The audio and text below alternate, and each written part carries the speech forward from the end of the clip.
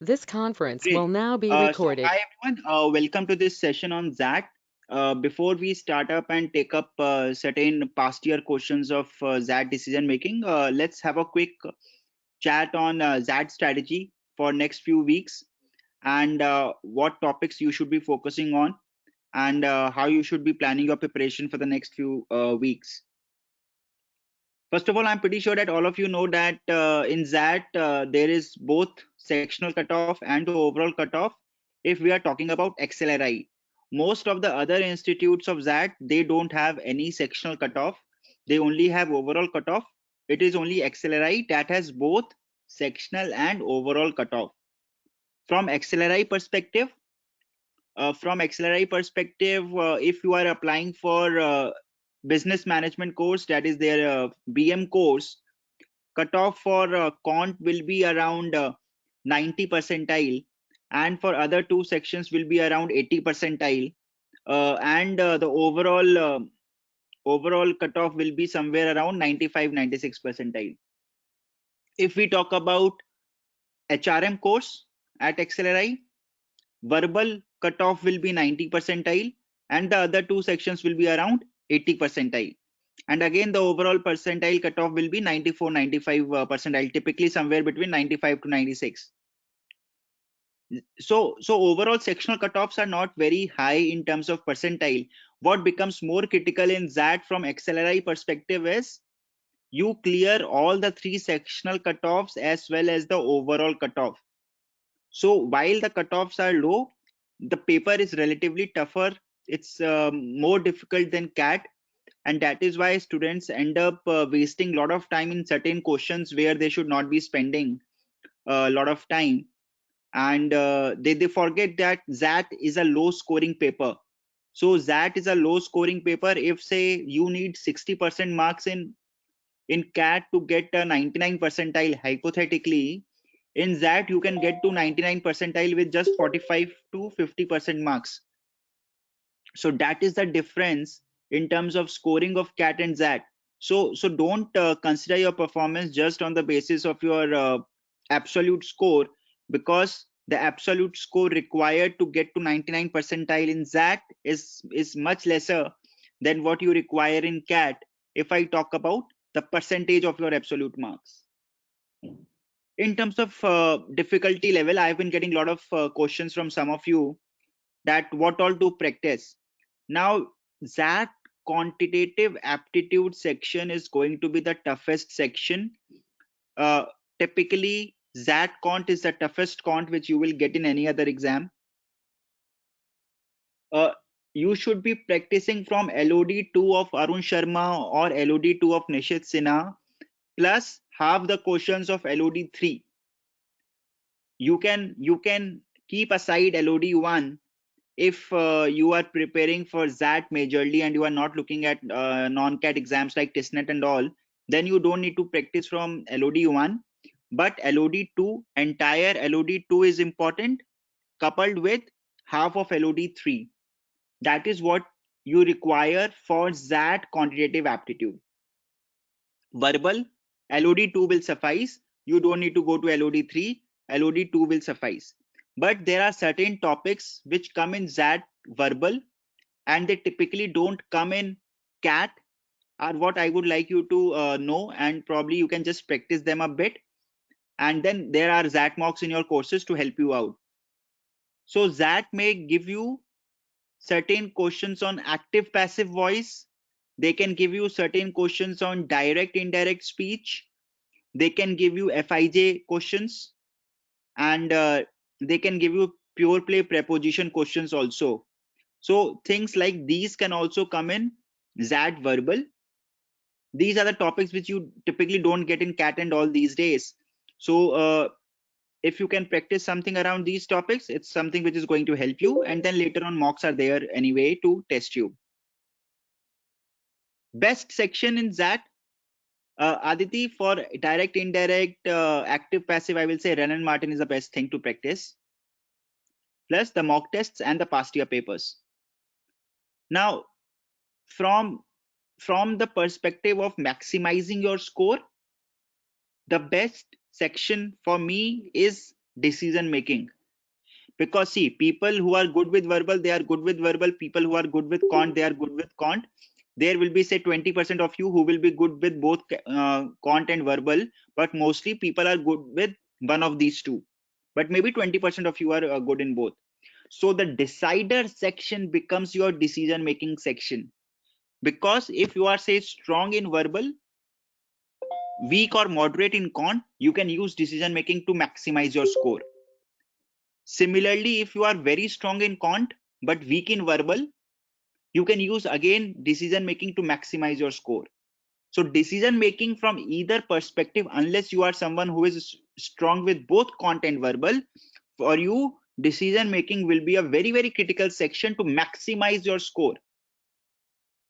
So while from your weaker section you only clear the cutoff, you aim to clear the cutoff, you use decision making to maximize your score. Especially that is something because if you have cleared the cutoff and you are good with XLRI, and you just then focus on maximizing your score, so that you get the calls from almost every college.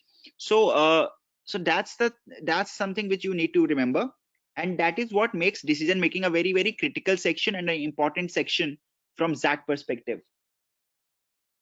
In terms of colleges to apply, some of you weren't aware, but that forms are still open.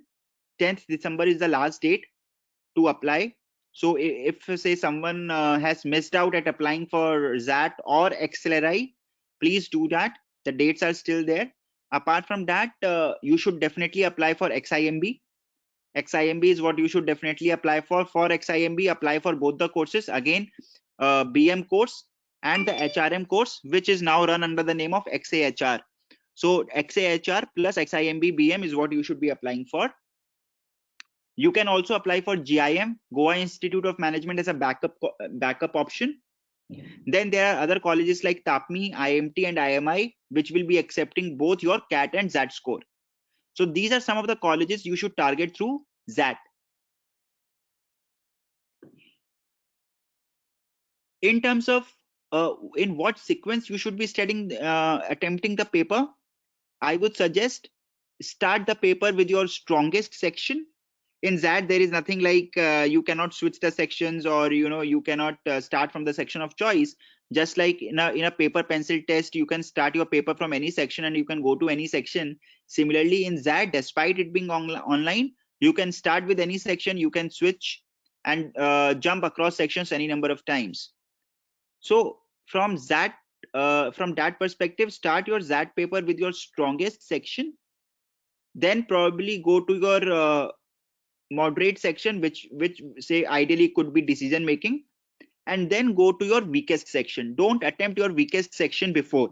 In XAT is the only paper which is going to give you enough time per question that you will never run out of time in XAT. XAT is the only paper in which I have never seen students running out of time. They give you less questions, they give you a lot of time in paper. So it will never be the case that you are too much stuck with your strongest section and decision making that you did not get the time for your weakest section. And anyway, the purpose in the weakest section is only to clear the cutoff. So out of say 3 hours, you can spend almost good 2 to 2.25 hours on your strong and the moderate areas, and maybe just 30 to 45 minutes on your weak section. So overall, that is how you should approach XAT. In terms of Aditi's query that what should be the strategy for XAT for people aiming for MICA. Now, this is something which is very similar. Again, from MICA perspective, you don't need to clear sectional cutoffs. MICA does not consider sectional cutoffs of XAT. It will only consider the overall score. So the best way is just pick up two sections. Maybe one is decision making and the other is either verbal or quant, and just focus on maximizing your score. So from MICA perspective, you don't need to worry about sectional cutoffs, and it is completely okay if you completely ignore your weaker section. But more importantly, do not lose out marks in negative marking. Now, one more confusion which people have when it comes to XAT, because in XAT there is a differential negative marking. So people do not worry about differential negative marking. It is completely, when I say differential negative marking, it's also about that beyond a certain number of unattempted questions, you get to have some negative marking for unattempted questions also. So do not worry about it, because losing the kind of negative marking which is there for unattempted question is 1/5 of what you will lose if you do a question wrong. So not attempting a question and getting that negative marking is far better than doing a question incorrect and getting the negative marking for incorrect question. So do not let that negative marking impact you. Do not over attempt the paper because of that negative marking. Focus on your core strategy, the simple plain strategy that I will attempt only those questions where I am confident of. In quant, at least you can only be marking those questions. In verbal and DM, at least 80 to 90% accuracy is what you can achieve. So do not over attempt just because there is negative marking for unattempted questions. Is it clear? Any doubts, anyone?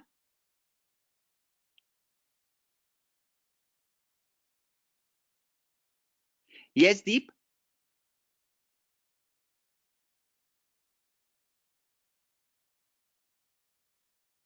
Any questions, anyone? Any more questions about the exam, about the approach? I will then just cover up that what all topics to focus on. Rashika, I'll come up and talk about the GK part also. Before that, just to tell all of you, the important sections weightage wise in XAT Cont are algebra, geometry, followed by arithmetic. Geometry is very important from XAT Cont perspective. Algebra equally in algebra, focus on functions, graphs, and inequalities and modulus. These four are very important from XAT Cont perspective. Then you will have arithmetic, and then you can move on to PNC and probability. And lastly, the numbers. So that's how the priority is going to be. In geometry, it's typically going to be circles, parallelogram, and trapezium, and heights and distance.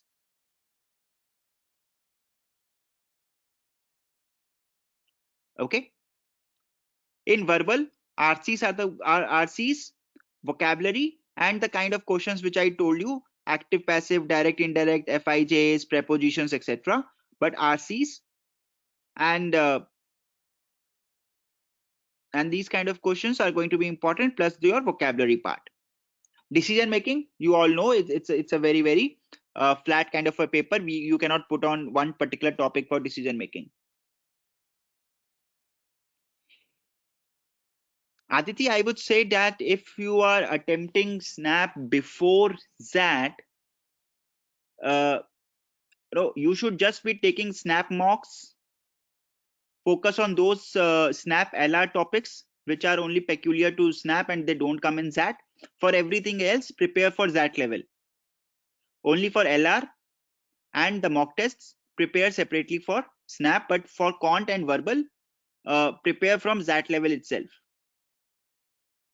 Because mocks will take care of the fact that you need to practice easy level questions in Quant for SNAP. So mocks will take care of that. In terms of dedicated self-study hours, focus those. If you are spending time on SNAP preparation, then only use them for SNAP LR. Otherwise, whatever Quant and verbal you will prepare for that will take care of your SNAP also. Okay. Any more questions? Yeah. Now someone asked about GK. Now, see, GK marks are not considered in the overall percentile calculation. GK marks are typically considered only by XLRI, and that too at the time of personal interview. GK of XAT is going to be 80% current affairs. 80% current affairs are going to be there in your XAT GK. 20% will be static. So 80% is going to be current affairs. And if I go by last 3 to 4 years, almost every question of XAT current affairs have come from our fact sheets and current affair tests. So good almost 80% of XAT GK has come from fact sheets and current affairs tests which we have provided you. So if you have done them well, you don't need to worry about XAT GK section at all. So please do that. in terms of fact sheets, in terms of current affairs and fact sheets from July onwards will be more important than say January to June. July onwards is going to be more important. Those questions are in fact sheets and GK tests which are there in the topic test section.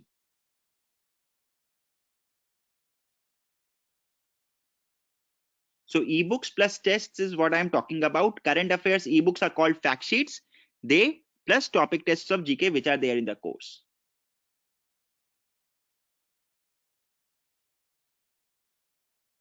Is it clear, everyone? Any more doubts, anyone?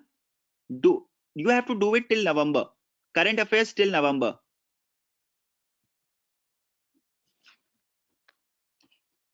Forum static GK will be there, but the percentage will be very less. So you don't need to worry about it. First prepare current affairs.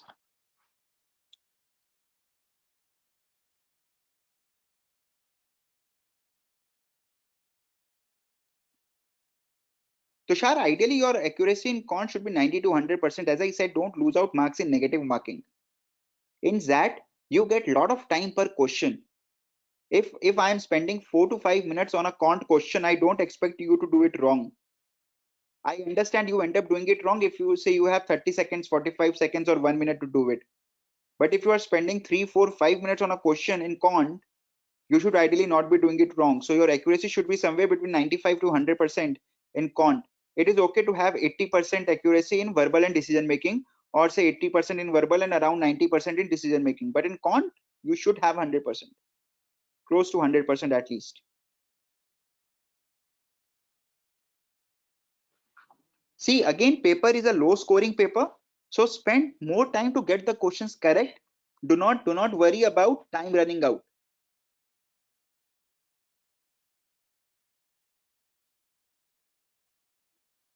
Forum, ideally, if you can attempt around 40 to 45% questions in your strong section and in your moderate section, and around 30 to 35% questions in your weak section, it's going to be good if your accuracy is high.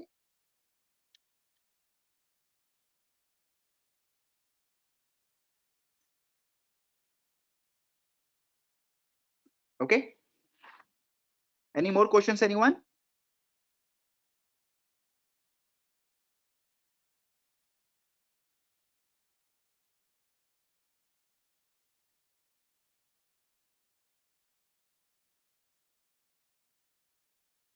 Any more questions?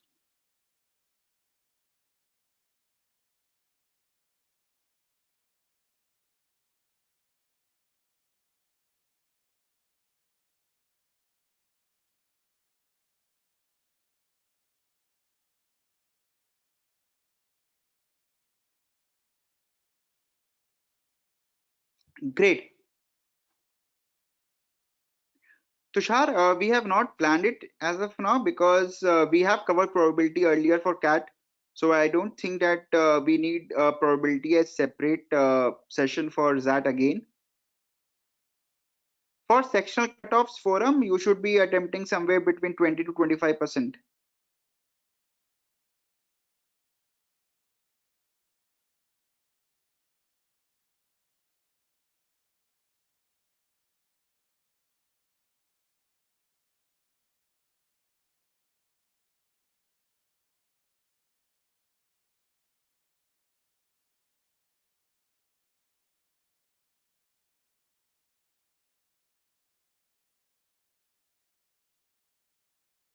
Okay.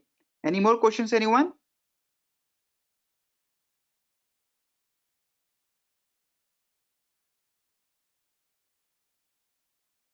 Okay, perfect. Now let's discuss one caselet today. Also, I'll be taking one class on critical reasoning because critical reasoning may be asked in verbal section of that.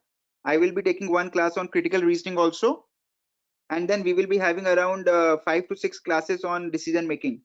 And plus, I will suggest all of you that if you are solving any decision making question outside these live classes, outside the mocks or even from the mocks, and you are not able to understand any particular question or have doubts, Feel free to ask your doubts in the group. I will be there to help you out with your doubts around decision making. So whenever you have a doubt, please ask it in the group. You can post the question. You can also tell that what option you marked, so that I can tell you that where did you go wrong in that option. It is not just about knowing the right answer, but in decision making, it is also important to know that where did you go wrong. So if you are solving from any source, if you have any doubts, feel free to shoot them in the group so that I can help you out. Okay. Now, you must have attempted this particular question set 35 to 38. This is a set which came in 2015 decision making paper. So let's discuss this. Can you shoot your answers for question number 35?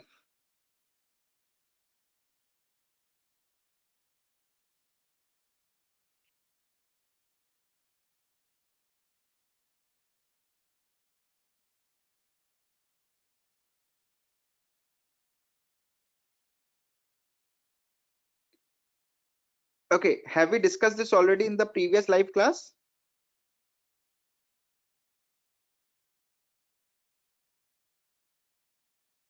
Okay, I guess we discussed the one till before it, not this one.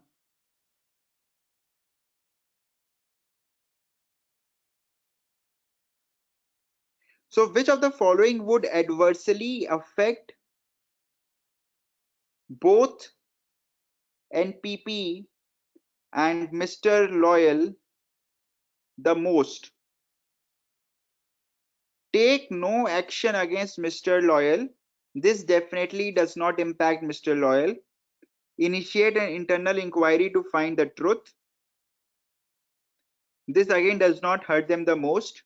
Ban Mr. Loyal from entering party premises till completion of the court proceedings. Again, only Mr. Loyal. Expel Mr. Loyal from the party with immediate effect. No. Suspend Mr. Prodigal from the party with immediate effect. How is B affecting NPP?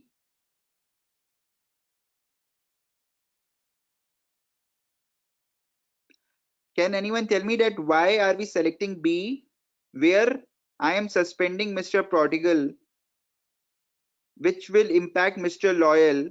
Then how is it impacting NPP?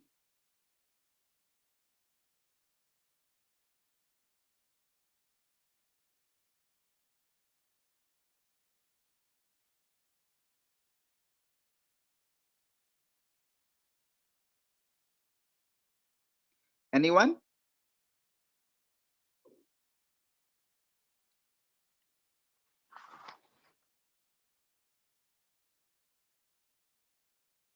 Right. So out of all the options mentioned, now see, this is another thing in decision making, that not every time the answer which I have to mark will be the best possible way. Maybe, we could think of better ways in which we can impact both NPP and Loyal.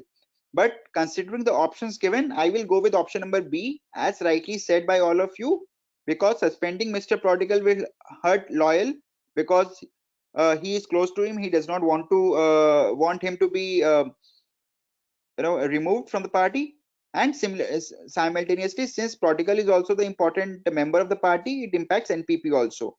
But maybe the extent for NPP is slightly less as compared to the extent of impact on Mr. Loyal. But in the current scenario, the kind of options given, I will go for option number B.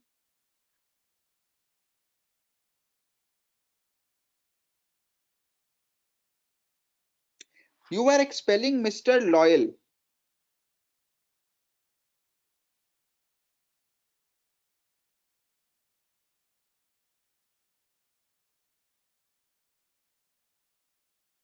Right? You are expelling Mr. Loyal or Mr. Prodigal? Mr. Loyal. How will this affect NPP? So should I go with option B or should I go with option C, as Pashav said? I guess I skipped reading C properly, because if I read C properly, C will be my answer. C will be my answer. It will not be B. C will be my answer, because because if I expel Loyal from the party, it is definitely going to impact the political career of Loyal. Simultaneously, if I read the last line of the passage, any action against Mr. Loyal would adversely affect the future of NPP and could even lead to the split in the party, and this will benefit the opposition. And if Mr. Loyal is expelled, his political career is also impacted. So can I say, as Parshav rightly pointed out, no, I'm sorry, I missed that option, reading that option properly. Correct answer will be option C. It impacts both NPP and Loyal a lot more as compared to option number B. Do we all agree with this?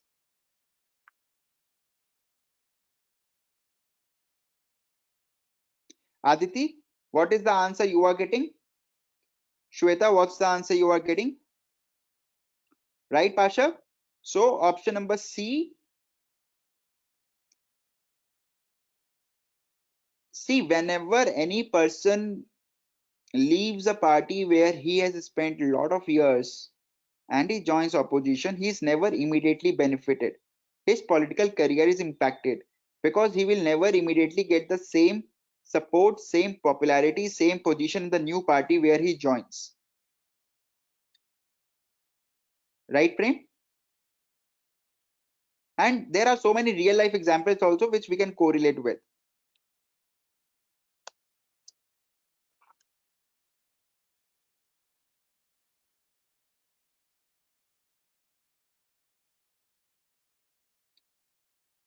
The disciplinary committee of NPP is meeting today to decide the future of two of their party members, Mr. Loyal and his son, Mr. Portigal. Mr. Portigal is accused in the brutal murder of Mr. Victim, an opposition party leader. And also remember here that Mr. Loyal may not be immediately joining opposition because his son is accused of killing someone who is the leader of opposition party. So opposition may benefit because he is getting expelled, because that will lead to the split in NPP, but opposition may not directly absorb him because he has killed someone from their party itself. His son has killed someone from his party, from the opposition party itself. Is it clear, everyone? Option number C.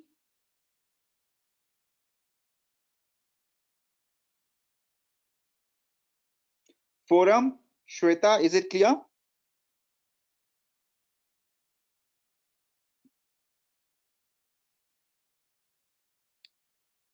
Question number 2, 36. At the disciplinary committee meeting, members came up with the following suggestions which of these options would harm the party the least. What's the answer you are getting?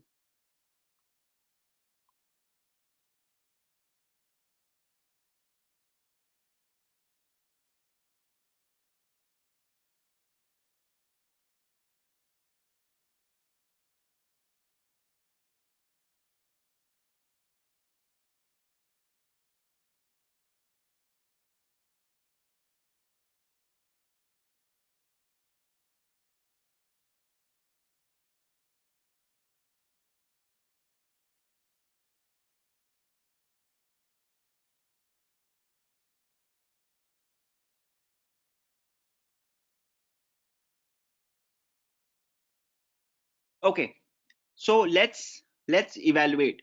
Maintain status quo. No, this certainly is not possible. A status quo cannot be maintained. Some action has to be taken.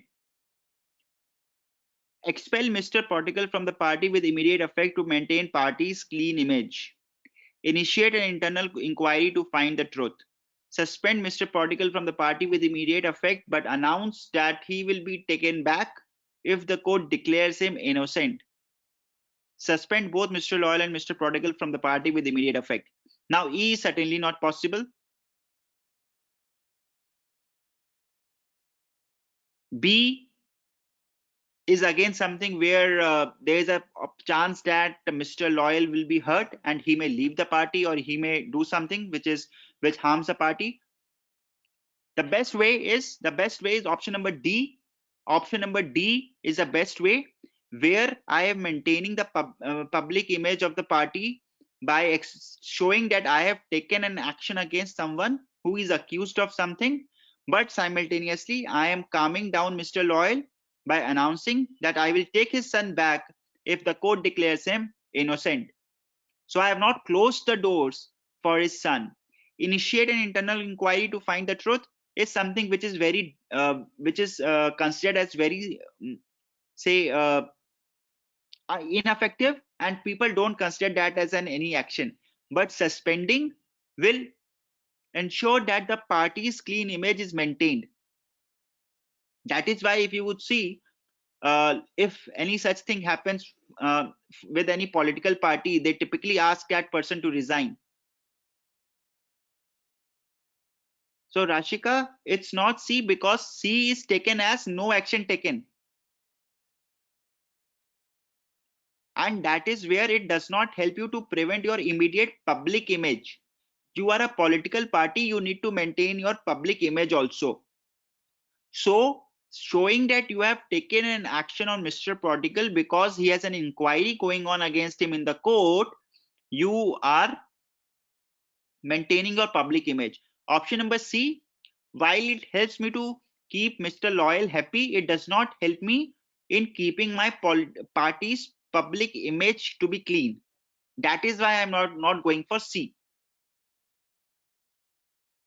Is it clear, Ashika? Do you understand it? Do you understand the difference between C and D? Perfect. Moving to question number 37. Mr. Mr. Opportunist, a veteran member of NPP, stakes his claims to be nominated as a NPP candidate in the upcoming election. Mr. Opportunist presented the following arguments in favor of his candidature to the NPP Executive Committee. So basically here we have Mr. Opportunist who wants to take the ticket of the party from the same place where Mr. Loyal stands for. So he is presenting his case against Mr. Loyal. So, and he has come up with 5 options. We have to tell that which of the following combinations would strengthen the claim of Mr. Opportunist. Which option would you go for?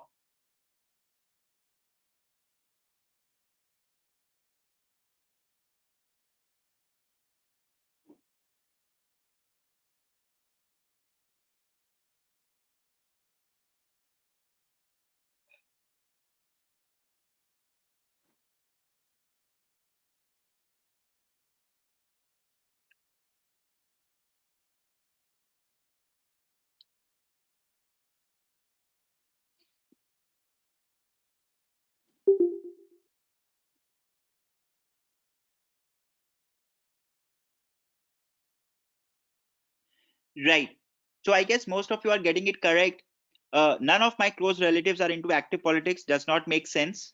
So option 5 cannot be the part of my any of the answers. So D and E are eliminated.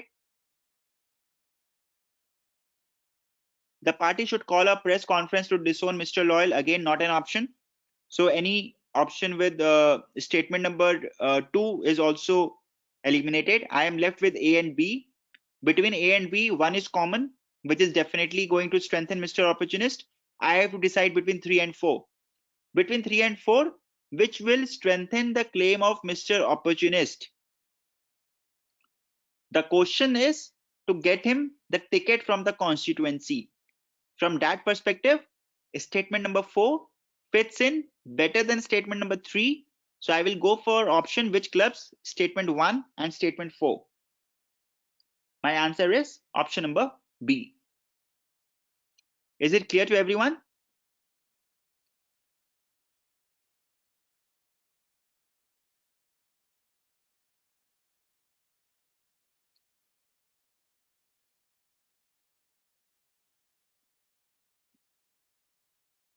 Question number 38.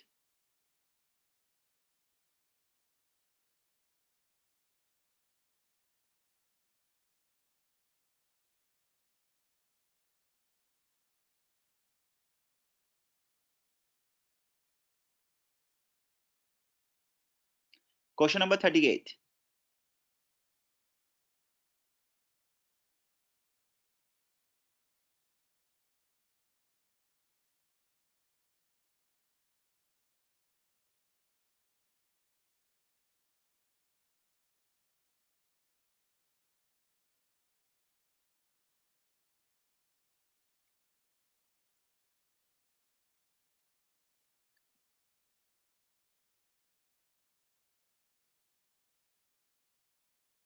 Shweta says A, waiting for others' answers.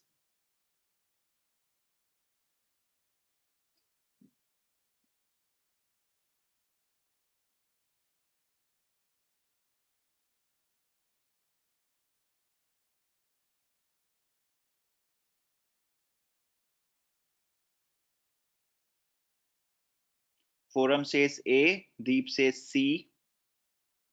Others, what are the answers you are getting? Aditi?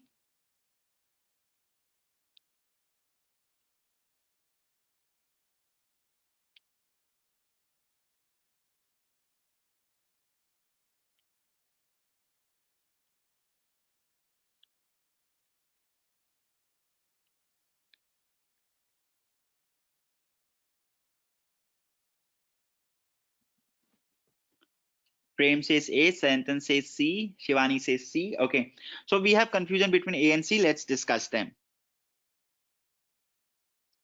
The question is, the disciplinary committee has decided to suspend Mr. Loyal from the party because they believe that he has been influencing the judicial process. And Mr. Loyal feels that the committee is biased and he is being framed. So he is leaving the party on a bad note, in a bad taste. And the last time Mr. Loyal had primarily won elections on the account of his good work. And he wants to resurrect his political career immediately. The emphasis is on the word immediately.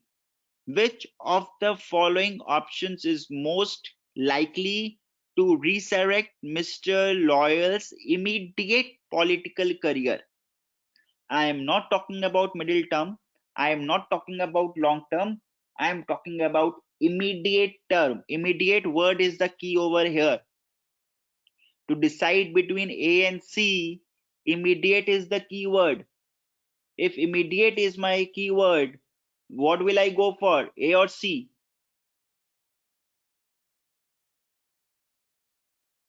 Every word plays a role. Which of the following options most likely? Immediate, or say Mr. Loyal's long-term the answer will change the moment I will say long-term political career. The answer will change if I will say immediate political career. In the case of immediate political career, my answer will be option number A. Option A, because even if he joins the opposition party, because last time he has won the elections on account of his good work, there is a very, very high chance that he will win the elections again. Because he did not win it just because he was standing from NPP, but he won it because of his good work. So, to resurrect his political career immediately, A is the best way. C could have been the best way if I was looking at long-term career, to resurrect the career in middle term to long term. Or say even D. D wasn't bad because D could also have resurrected his political career, but not immediately. See, C anyway will make the least sense because if my party, if I think that my party is biased and they are you know uh, conspiring against me, I may not want to display my loyalty. I want to focus on my career. Now A is something which helps me immediately. D is something which will help me in middle term to long term. So my answer will depend upon when do I want to resurrect my political career, which in this case is immediate, and hence option number A. Is it clear, everyone? Any doubts?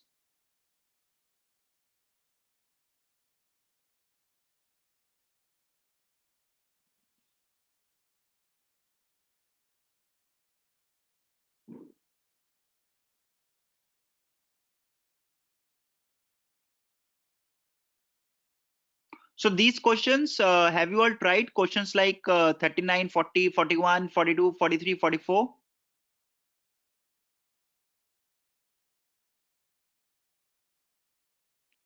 Prem, no. In decision making, every question is independent. You do not correlate the answer of one question with the other unless the question itself says that bases the previous question. Unless question is itself linking it to the other question, you will not mix two questions. You will answer all the questions independently.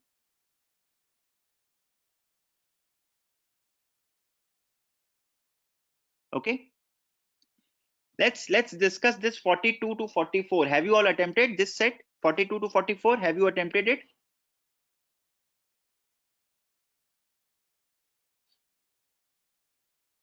Today I am not taking number based decision making. I am basically taking the other qualitative sets. In the next session we will take number oriented decision making. I will share with you XAT 2016 paper, and we will be taking up number based decision making questions from that. 42 to 44. Have you attempted it?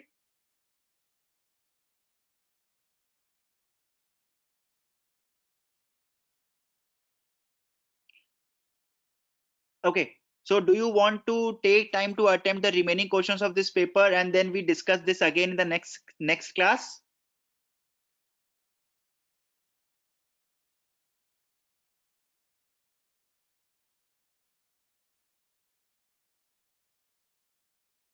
Rashika?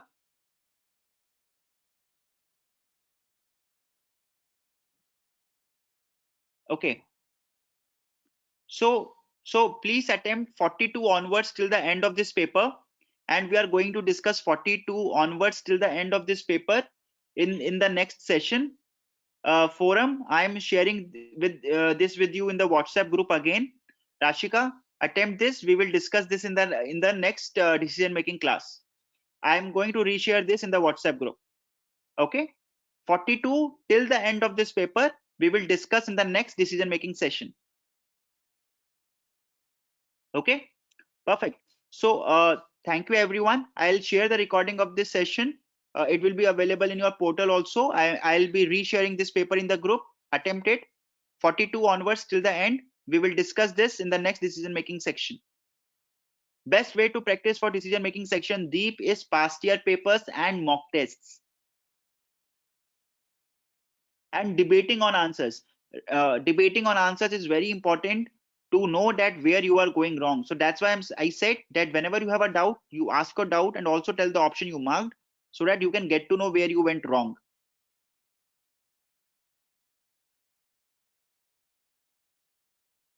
Deep, I will be sharing these past year papers in the WhatsApp group. I'll keep sharing these papers in the WhatsApp group, and we will be taking them up in the live session. Quant to clear cutoff, even if you get 7 to 8 questions 100% correct, Nayanika, you are good. So 8 marks are good enough to clear your quant cutoff.